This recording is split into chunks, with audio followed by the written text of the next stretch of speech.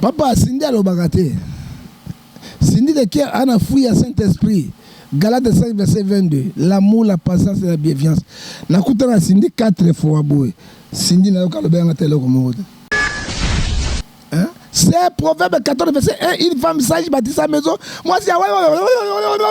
Papa, source n'a pas ni Congo. Et ça mboka yendenge nini. Et mon tabimisi manique la vision a dit au bien vous temps a fallu pour pas ou bien Boubou Liondate. C'était Kofi lui-même. Boubou Liondate nani. Adam ministre même ya sport et loisirs. Hein? Adam ministre de la défense nationale. Hein? Asa ni ba sécurité na Boubou Liondate nani na pouvoir na gouvernement. Ah des petits sénateurs. Hein? Fallait pour pas simple musicien. Hein? Mani kazwaki ngolu ba konsi ba benga ki Kofi Olomide. Solo. Oyoki ngola zwaki ba benga ki Kofi Olomide ko tanga kombo te ils ont appelé Kofi Olomide. Ba bimisa et retirer plainte. Hein? Ba lobi état masa ya mani ke za normalité. Soki mabeko ko ya kuna okobebisa carrière no pamba ba to ba bimisa ye. Mais ba bimisa liberté provisoire avec condition.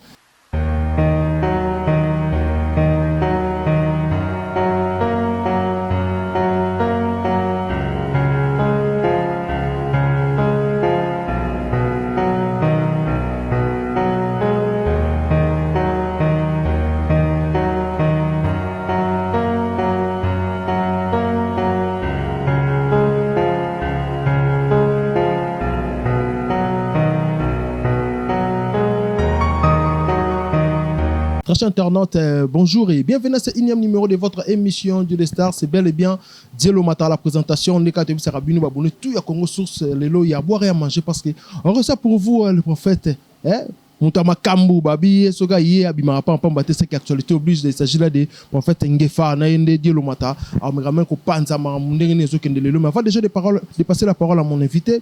Quant à moi je dis un grand merci à ingénieur Doulé Yata Kabir Doulé Waza derrière la caméra pour composer à gérer Semboni notre DG avec Kabamba les cordons là na mon musique mon vieux Bruno Lubika l'argent propre bon soin aya Jojongo na Imen était avantageux c'est patron je te salue mon vieux aya Will Mouchen code mondial pour composer à Rodrigue Matende Master et Aziz Alou Kusana salut ya Simon Bidi Izika Chachou na Chanel la parisienne et moi Sinzambe na salon na ndenga système donc ba tout ba nga Dielo Mata donc ya takabi funga le biso sur la penana prophète Ngefa Moutama Kambu à qui je dis bonjour. Bonjour monsieur les journalistes les bogards nzambe na bibele pambola yo ezali mbali boso kokutana te mais tokokutana parce que so Ngefa ye ayaka na vérité Ngefa chanjaka te azali un démocrate na tambola opona obanga nzambe avant to bana makambo so to pesi non nzambe merci parce que Ecclésias chapitre 8 verset 8 mota tout à tolote pour pema zana ngombo nzambe mutabatela to mona na Turquie lelo na bana mike ba kufi to mona na Syrie basale lo côté ça dit quoi to mi bonga maka nyonso to yimo côté tango nyonso te to bondela nzambe tata natiki émission oyo na maboko na yo kolo pambola batela sunga yanga bita kosi na yuda mituna ya journaliste bien na ngai to tiki Congo démocratique na maboko na yo basoda bana bitumba kolo to bito kolonga to tiki pe mokonzi ya mboka za ko tambola pona lokwa kimia na gouvernement na ye to tiki pe ba diaspora bango balesa su maboko na biso soki pamboli bango ba pesa biso tata na lola tala ba to bota siko bazangi mbongo ya Césarine aux la sage femme pose la docteur na bango ta ba to kufa kolo obatela milimo ngoko ma etika na boule o bazana kat na opération aux la docteur na bango ya bazangi misolo pesa bango misolo o baningi voyage kolo participer bango voyage parce que le mina Matthieu 11:28 heures mikuma la bible panayo banana biso bosuku sana biso na komona tata pe na mwana na molimo santu amen.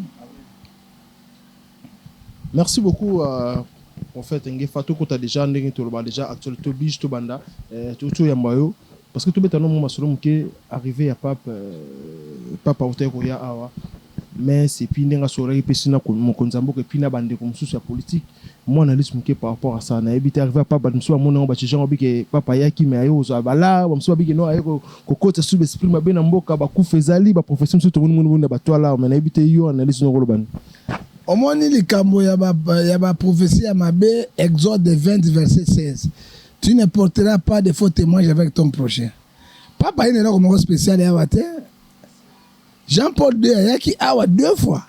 Natanga maréchal Mobutu. Ayaki awa. Papa ayaki voyage na ye missionnaire apostolique. papa yaki pona apesa kimia na este ya Congo na guerre te. Papa yaki pona kitisa biso bakula na mai te. Papa yaki ate tu arrêté zango le tobuki munene kuna na nini bomoni yango oya mai wana yaki pona kanga yango te.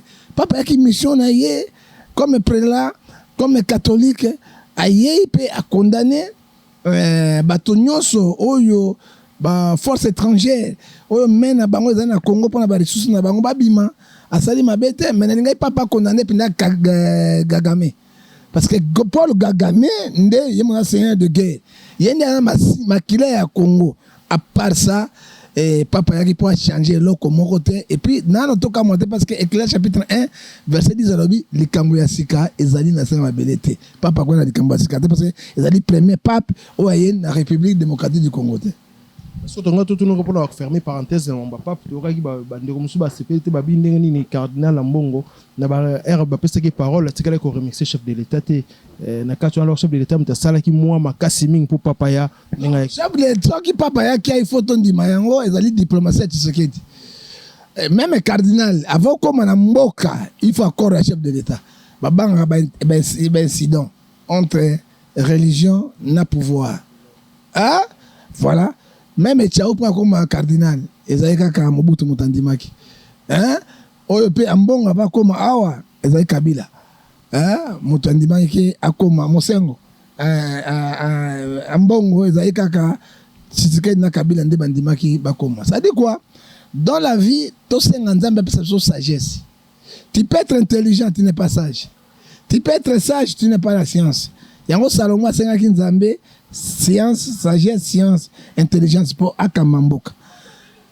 Les archevêques autobéni métropolitains, il y a ville, il y a Kinshasa, à Salim Abete. Mais toute vérité n'est pas bonne à dire. Toute vérité aussi est bonne à dire. Aïe, et là on a le bac na archevêque à Salaki Mabé Minginede, papa on peut sa solution à Mboka.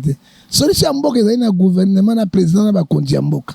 Non, pape pour négocier ce qui est incident ezali politicien n'est pas à bon. Mais alors qui m'a bête, est-ce que le Kouta habite Saint-Père, les peuples que vous accueillez aujourd'hui, et ces peuples souffrants, et c'est à quoi ça? Mais il a dit la vérité, pour pas dire des personnes qui sont papa, basa dans un mukuna zo finga papa, mukuna ko na papa, mukuna ko na bon, mukuna pe. Pardon, papa, mukuna penda kongana ambong. Je ne crois pas. Alors dans la soloté, alors qui favorisme, qui tribalisme, Nzambe azo condamné. On pas nabi grec azalité, juif azalité, bisou de ma serviteur. J'ai dit, et cardinal attaque qui président Tshisekedi. Parce que président Tshisekedi a coûté Yombo. Yombo est Kabila pouvoir né 18 ans. Oh Tshisekedi a mo souffrir, c'est Kabila. Ce Kabila bon ça qui banzela si ba guerre est tout cela c'est ce que bon ça makamona mais il est souffrant mais na moni mabe mokote mais to ça na cardinal asaki moi ko déraper moi ba maloba muke parce que akoyi ko accuser gouvernement be pouvoir devant pape pas benga papa azali premier citoyen du monde papa azalaka passeport te atambolaka ni délégation na ye ni quoi ni visa mboka yonso koleka avandi même le président français na passeport président américain na passeport les gars l'ambassade papa les gars l'ambassade te babenge premier citoyen du monde mais il est influent spirituel il est aussi influent physique azana loko ekoloba na communauté internationale bayoka pe balanda yango malheureusement azali un décideur c'est ça le problème. Ok, merci beaucoup. Ce que tu as tapé prophète parce que tu as dit que yo simba no mambo nyoso. Na minute aussi que tu as tapé le solo et où tu les causes circuler ce qu'on a minute mambo ya maniqué na Cindy Leker au Timanika comme na prison. Lelo hier déjà tout le monde maniqué azaki déjà libanda il y a prison. Na bita analyse nini yoko sala entre Cindy na maniqué. Bon, papa Cindy alo bagate. Cindy Leker ana fouille à Saint-Esprit. Galates 5, verset 22. L'amour, la patience et la bienveillance. Nakuta na Cindy 4 fois boy. Cindy na yoka lobe nga tele ko mo. Et pas ndaka ko felomide. Na mona Cindy 2, 3, 4 fois.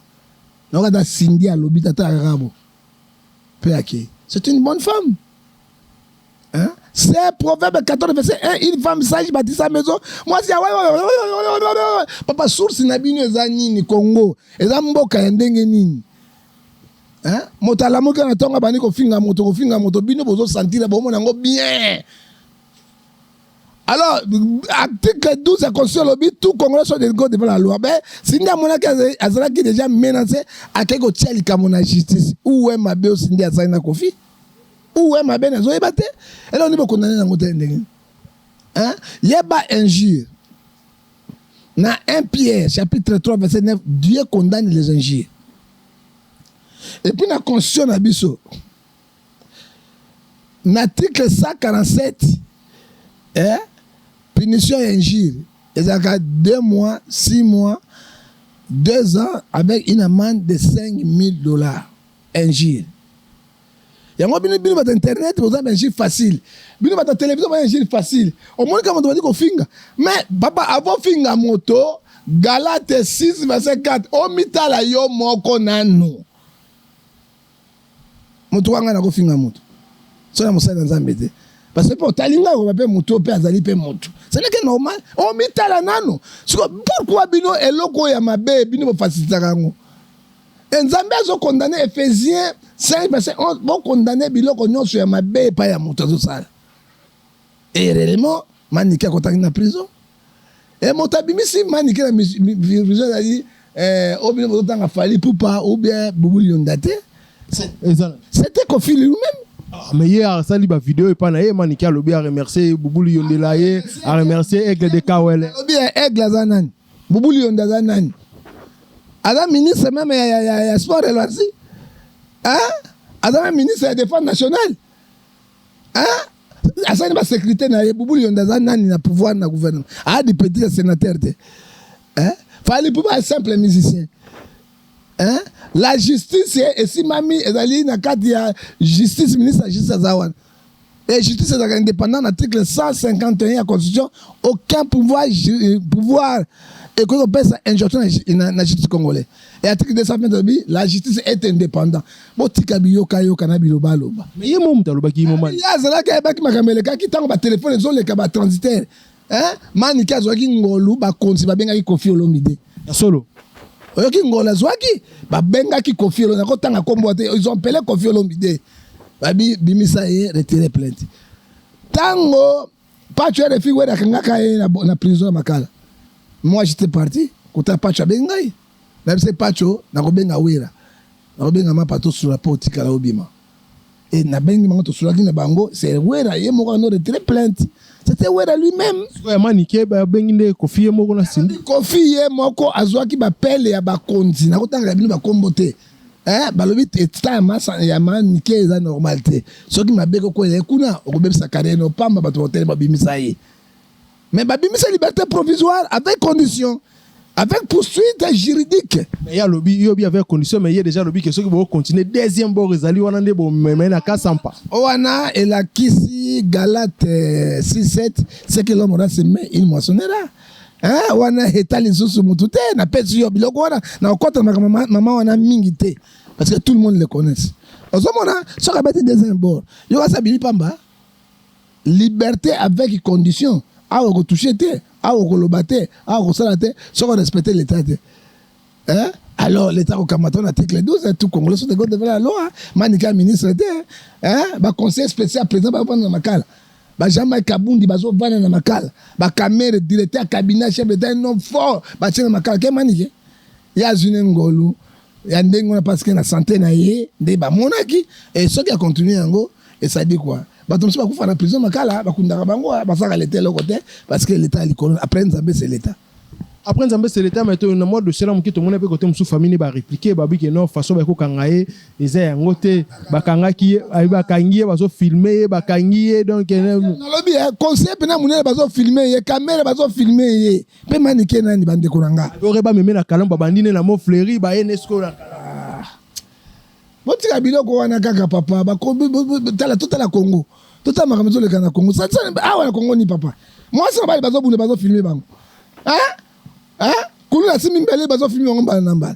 Oyebi ka njile zaka neti kuluna mususu. Hein? Mota finga bato zaka neti kuluna mususu. Hein? Et est-ce que eloko nesali ya grave wana namoni moto abetaki président français Mbata na Lille hein elekaki bafilmaki elekaki par tout le monde est-ce que ebimisaki problème hein papa hein bato bakende na prison ya Guantanamo bakende na kati bakende bango bibende na makolo kaka na maboko bazotambola yango bafilmaka tozotala partout est-ce que ebimisaka problème hein ndenge maniki akomisa problème na makambo nyonso ya grave boye papa oyo bino bosalaka boyebaka yango te mpotere na lisu nolongo te olongo ya moninga te ezwi moninga koseka te ça dit quoi il faut corriger babiloko mosusu ngai nazali réaliste na ndimaka eloko ezali vérité nakendeke ni gauche ni droite parce que Jean 14 6 alobi je suis le chemin la vérité jésus la vérité na la vérité ozomona ntango ozofinga moto obefana na mwana na masina mwasi osalite otindi ya mwasi asalite tomata tokita sindi aza salite sindi andulisa eti ndulisa moto ayebi bilamba te ndulisa moto ayebi baforme bapaste baforme oyebi bango bazali bayebi elamba bavio te omoni bavio wana otutu wana bayebi eloko te bayebi forme te ozomona monde ezoko évolue papa ozokomona po benge sali te sikoyo moto oyo ya masina ya vani ya mofleri so comme na ndako ya Kofi Olomide na 4 c'est comme ndako palais royal comme palais présidentiel motambo moninga na hote et puis ce qui est grave andimi afana na masina makambo nyonso fallait bete Makembese c'est comment Makembese ka batomi balek na chambre siko ye maman na saki wapi na ba film amona njobi na Makembese moi nalabi yokana bisa omoni mwasi même au type na Makembese so bima ko ngaliputa so ko tuna ko wangana na uti wapi nini na bango saka makosa mais ko lo balo ko ndenge wana et pesa ki déjà quoi toujours déstabiliser Cindy Leker une chanteuse extraordinaire yazali l'icône ya basi parce que pour le moment motaleki na koyemba zate même Cindy le soki o bolongoni miko pesa ndemo interpréter exact c'est une dame c'est une femme oyo toko ko pesa maboko to bongo to détruire le ko yamala papa na mboka na biso bango bato président Congo na mboka na biso ti on m'a succès internet et suka kapamba tuna bato ba bande internet so nge facile na internet parce que na la vérité mwana maniki alobi abi mutakangisa ki maniki aza vedette maniki aza star bon likamote vedette mais ndenge ya nini abashiri te aza infraction ti est-ce que to ba code pénal to ba constitution na code pénal so que quand il vedette azong c'est bon Dieu lui-même connaît alors biso to kota na makambo wana ya mozindo te mais pour moi nous condamnons les effets papa parce que soki bafingi lo ser na yo ya mwasi fumangani ya ser na yo salité na so kobeta moto likofi ozomona eza benchiri na biloko ndenge wana moninga mwasi ko dénigrer moninga mwasi boete yo salité oyo mais soki salité mais Kofi atie na palende Kofi atie na palende nini bon Kofi alingaka ba moni tu bazaka zolo misongo ozomona Koramana ali alingaka mwasi yo za zolo atie na palende nini ça dit quoi ezali non sens non bidon.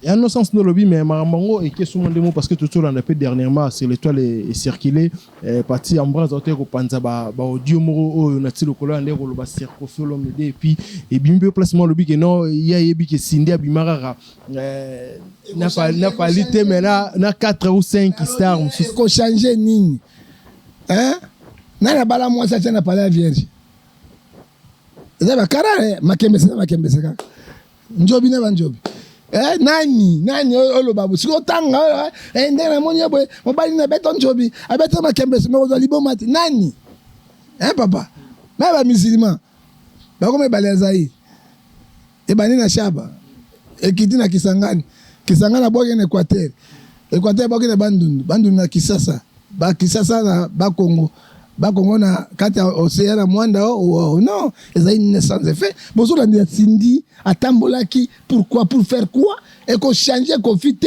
peut qu'on changer Cindy Leker et l'autre côté pour moi ce sont des mensonges ezali Jean 8:44 le père de mensonges c'est le diable ezali na kati na bango ouais diable na kati na bango est-ce que pour photo sur ndinga bien est-ce que yo ko encourager on sous ba porter pe na silo ko le plainte de to qui comme mamogo on dit plainte contre nati diffamation wana parce que souka nenga lobby diffamation hein ouais mais justice hein ils ont les épreuves man qui a une golone biki parce que bato belé même ngana intervenaki hein même ngai na lobby na conflit na solaki bato belé ba konze belé mais na ti le collègue wa kebo c'est son problème hein ouais bi conflit hein Motambongo basakana kana ite. Omaki sindi mikolo 1,500,000 atotika ngona compte na banque advance ya kibangisi de. C'est moto sakana yi. Mota simba dollar e boy 1 2 3 miboke weza 1,500,000. 100,000 ezabo. 100,000 la sabiye. Mota sabi zo chama na bango sakana moto wana. Ah? Motambongo ya moninga na hotel papa. Na pesa exemple. Oyebi nyoka longo. Abala kate pona ni. Hein? Maman bana na ya kine fonfon. Bo fata dema ministre ya sport ya Mobutu. Ayeko botu la nyoka longo mama bana na ye. Abali ye alongwe na libala. Nyoka longo na kanda wana, nyoka longo bokola bana na ye moko na tanga Mobutu lofunda nyoka longo. Lofunda bo fata dema wana. Sadi ko mutambonga moninga no tatanga. 1 million so bima botanga ma Brista Kate. Mais va kende. Akozwa bimponda o ya solo. Esika ke libala wana. Na go beta e bimponda okay kende. Mais akozwa nde yango ya solo. Parce que mutambongo basakana kana ite papa. L'argent répond à tout. Même Nzamba zo bana G chapitre 2 verset 8. L'or et l'argent appartient à Dieu pour la bana Nzamba. Mais mutambongo basakana kana ite monsieur. Basakana kana ite moi je perds de ça. Ouais, Mutambongo basakana na ite donc ndenge lo bien toujours continuer déjà tout sur le mois d'émission ma ndenge zo kende. Mbongo. Nga. Moko na ko pas Kofi. To solo li papa pesili na yoki. Nga na Thomas monene. Et quand j'arrive chez quelqu'un, n'a observé. Na mona ba konti, na mona ba mbongo na mona. On na mona pas Kofi. Ata bolo ba na 25 millions de dollars lokuta. Kofi combien de milliards? Ah, milliards sous les. Ça yon di manga papa. Yo ga le solo. To pas aussi ko solo ka be. Vraiment. Ah bon, vraiment Moussa Nzamba combien vraiment. Jonathan Godou vraiment après ça transforme Moussa Nzamba vraiment. Kofi c'est un homme qui respecte les hommes, de Dieu. Kofi so kozane mabeto ko mona pela mutu respect. Il est comme papa Wemba. Papa maman na ngai spirituel. Kalamiki te pena ko Kofi to na sembola ka yesa na sima. Na la kisaka pe makambo Nzamba makasi. Abenda Godi moko we papa. Kofi afungula Godi wana na mona billet ya $50 te.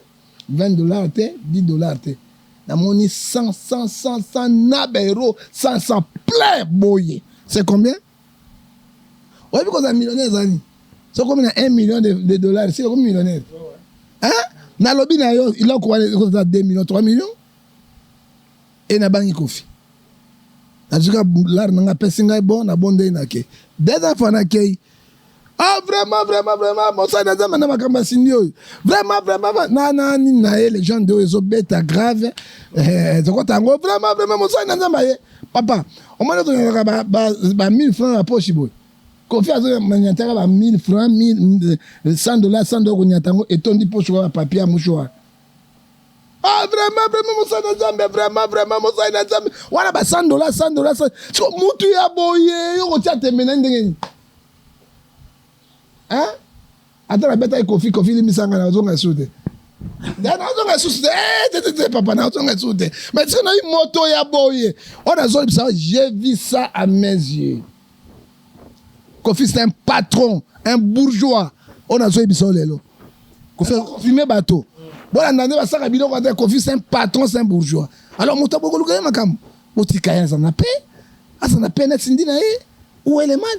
Alia moto asenga ki divorce ana papier divorce déjà ba sena Kofi mama alia bozo mona na ba vidéo azobima azomela ça ba makambo na nyonso so bino linga Kofi sana pour na batu msuba lobi ke so ki kamone comme na justice c'est comme grave parce que ebima ki kaka mani katanga ki ben kombo ya fali donc on dirait Kofi na fali ces derniers temps quoi qui venait donc courir les gars les souter mais yo le rose a montré na rambo rolo bani parce que fali aza fils mono rambo aza na problème ya mani qui était na fali alors na fali pété fali à mona na si on ramba akolo makama mwana ndenge ira mona fali courir les gars souter lobia ba petit na tama ba garde na nga tozali na kati wana ba wario bazali na kati mais fallait tout soki ya na oyalinga benga na bango na yebi ba wari yo bazali awa fallait lo nani Kofi alobaki na yebi ba parmi ba wari bazali via biso ba wari yo bandimi mais Kofi asali bango eloko te to solo le sili ba garde na ngai to bimi to ye église mais soki Kofi moto ranki na ko benga na bango ini ba wari bo sala wani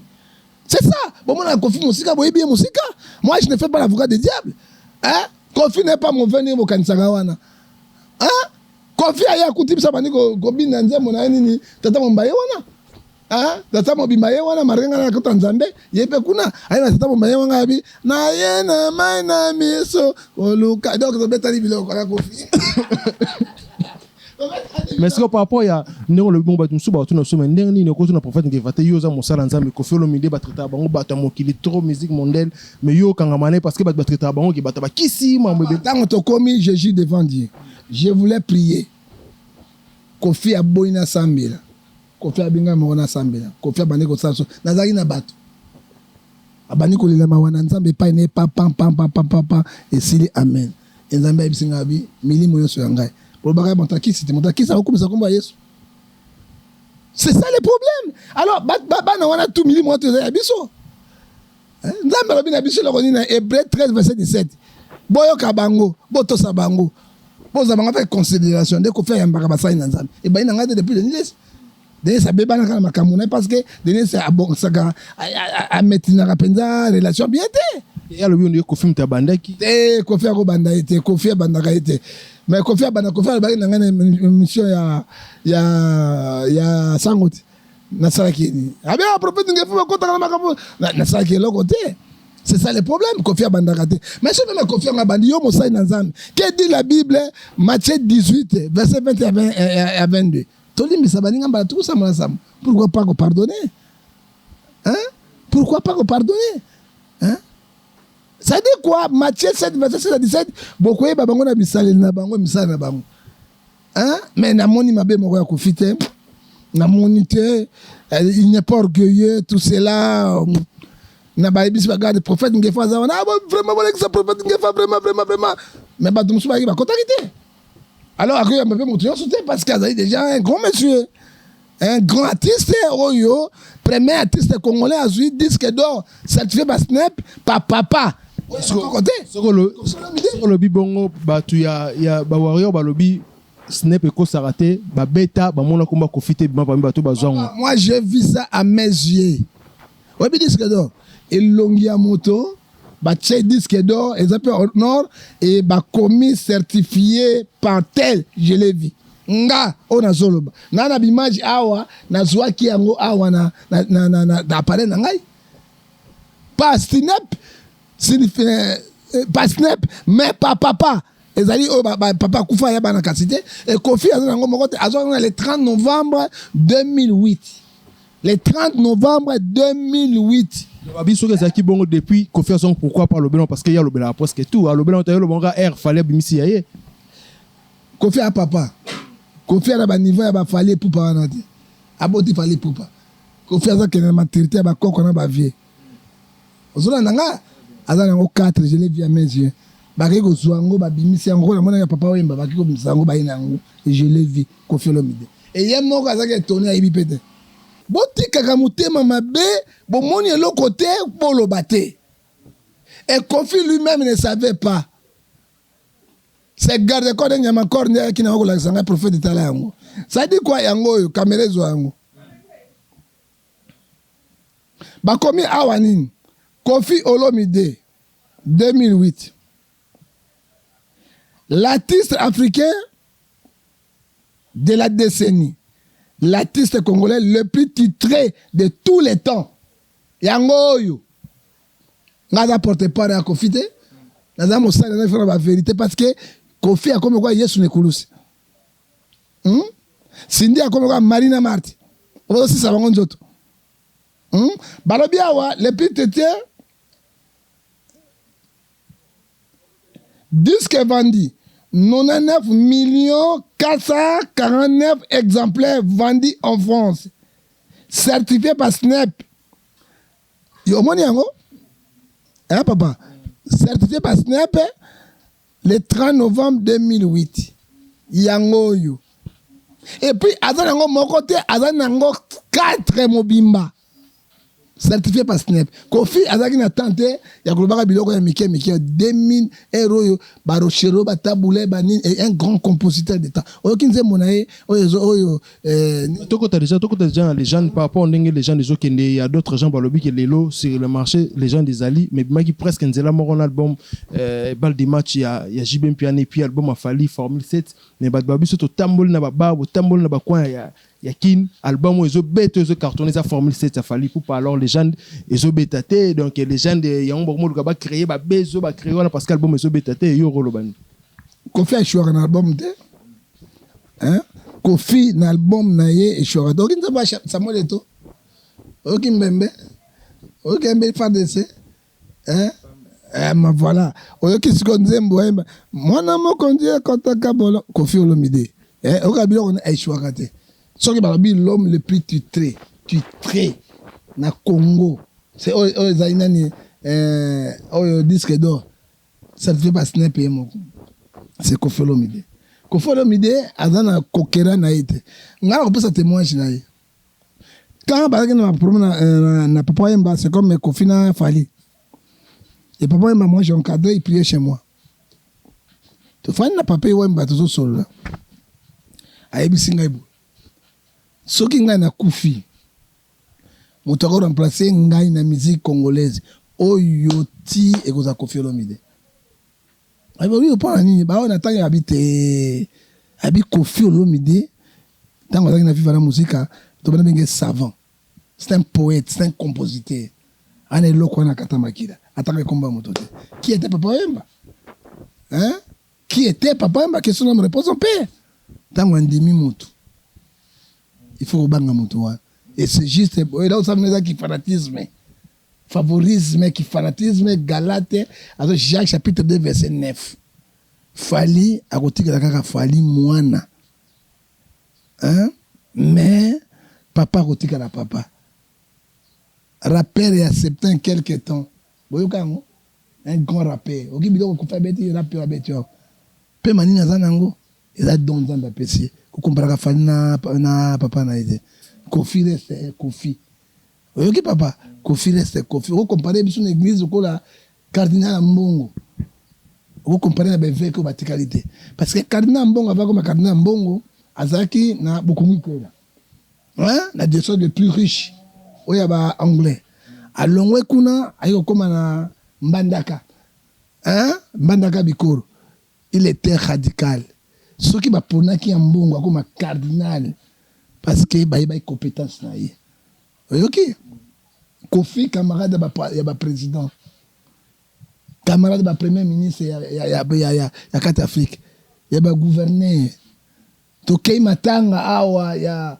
Verkise ngana zaki de ya gouverneur bengi Kofi ya vanda vraiment pas vandiwa ba tiki ba musicien tout bazalaki ko ça dit quoi ce qui nzamba pesi moto étoile wana il faut respecter amo abena bino ba africain ba congolais ko dénigrer bato hein obi Kofi bato ba lele na monde combien baso lele combien na ba Brazzaville partout combien mais biso zungolu tato azali para biso hein sindi de kere wana asai carrière na sindi de kere azali pa makulu matofi agayaki ni aye pa Kofi sindi de kere tambo azona ba jeep na sindi de kere ba lopango ba villa combien hein botika nzambe apesa moto na chance ko ndango botika ko dénigrer hein bino ezali courage bolozi ezali na kati ya République démocratique du Congo et puis Constant Natala moto ya Mbongo azaka orgueillete pa finga bato te kabiso bato zanga eloko oyo nde mosaso ko critiquer bato ozomona et Bible ezo ebisa biso Galates 5:6 verset 3 si quelqu'un pense être quelqu'un il s'abuse lui-même hein ba misien tu wana ba yebi ki e Kofi Quadroman mopao oyo epai na ye azwi asomelo voiture de dix asomelo pe lopango tangela ngai nani moko mais kosombaka pasi ba mbongo na mona epai Kofi wana mais incroyable akosombelo kaka lopango asombelo pe car oyo kosala epai na ye hein mopao abimisi ba misie belo zokalelo makasi lelo fali pour pas fuya mopao faire gola la fuya mopao faire ba bête na wenge ba rien ko wana ninga ko rien pas mopao te Ah, prophète, babi faire azala déjà faire ou leader. Non, faire motabimi c'est penda ça comme auti on a dit mon pauti. Pour pas ça qui finissage hein. Otolinda kote kuna finissage. Talaka moto ya bimisa na petit fali ton dimayo. Bimisa fali na ta muke. Ton dimayo, mo pa yo na fali. Aboti bakoko na bakoko. Et puis na mona ka teke bras de fer entre ba wari na mo pa basalaka. Ba ino komoko. Que Dieu bénisse le Congo.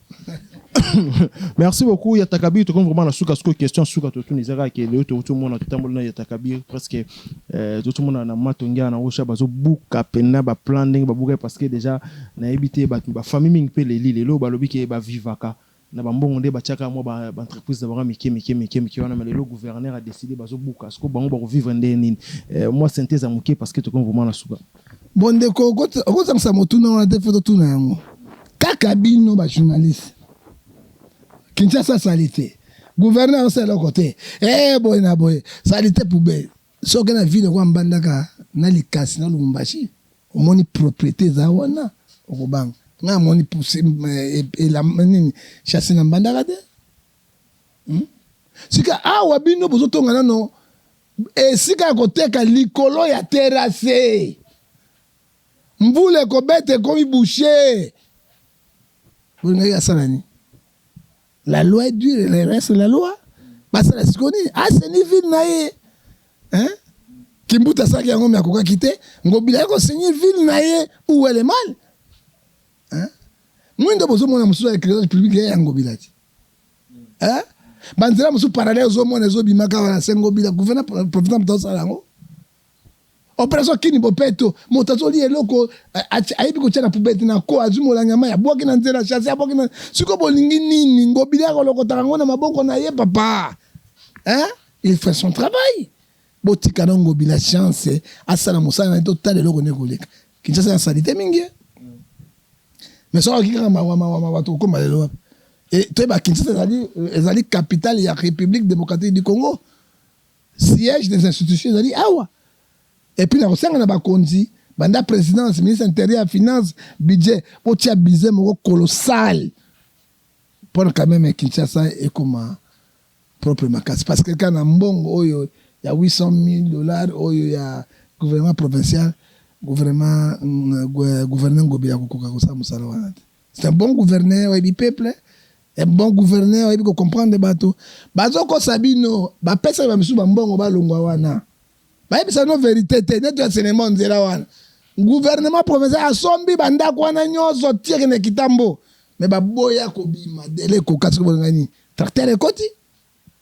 Hein? Tracteur ekoti ba pisi mbongo na lugandako. Hein? Et puis ba kuma locataire wana ba pesi ba locataire ba mbangu ya garantie bolongo awa. Mokolo ndako azwindako.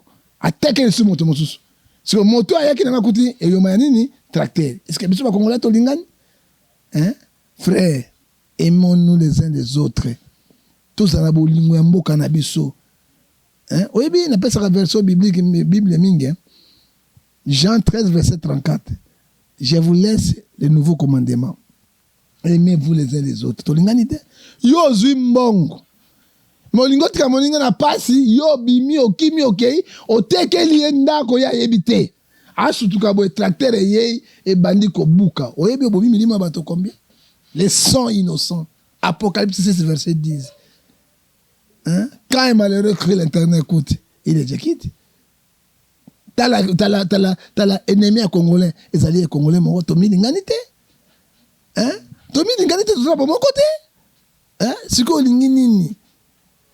Bah, Pekisino, Wanze ya Matadiki Bala, Uru Koureye, Bomabato. Balongola Bato, gouverneur Mabe. Ok, à côté aéroport, est-ce que ba condition sur ba pas les kakiwala. Bo tie ba kiosque ba ni pemben salité ba olingi ba sala yango nini? Qu'est-ce qu'on pouvait faire ba sala yango? Hein? Loé quoi? Qu'est-ce qu'on pouvait faire?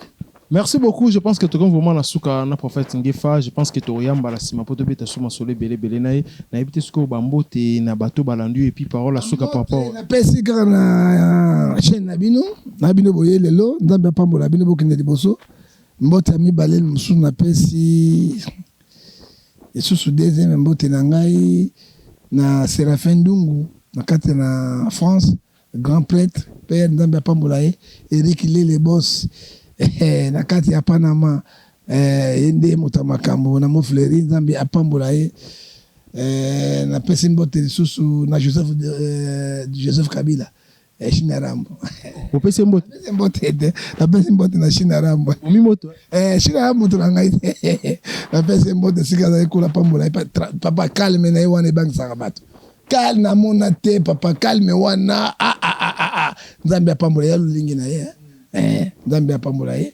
pesi mbote na président de la République Félix Antoine Tshisekedi na pesi pe mbote na basai nyonso nzambe bazolanda biso kolo apambola bino toza mpona polémique te eza mpona koloba vérité nde eza Jésus Christ tika ete ekolo yesu masiya tata na bule epuis napesi mbote na la plus belle femme du monde c'est ma mère batondoke doxi na Suisse na mobali na ye bolongai na ye papa Ngefa Barthélemy oyo tobengi ye roi de Borsalino na bamoniere kola pambola bino napesi mbote lisusu Tatu Kabishi komo nanga Tatu Kabishi apesi babete oyo nyonso mbote tutu tozala bolingo toza tu bakongolais tokobunda bituko te suka kolo apambola bino.